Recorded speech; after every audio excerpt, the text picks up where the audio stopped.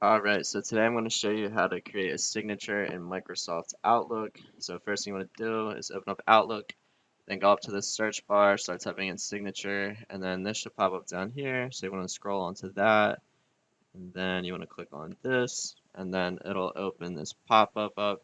So now you can select new because we're going to create a new signature template. You can type in whatever because you're probably only going to need one. And then down here, you can just type in your name, your position, and then you can start typing in like your fax number and all that stuff down here. And then up here, you can change everything. You can change your font size. You can bold, italicize, underline, change your color here, change the alignment here, and all that jazz.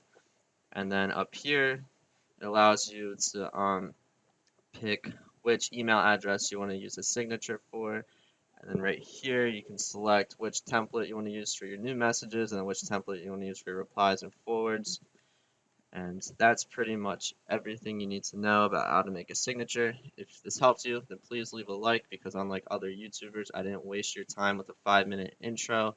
Also, don't bother subscribing because honestly, you're not going to care about my other tutorials. That's it. Have a nice day. Bye.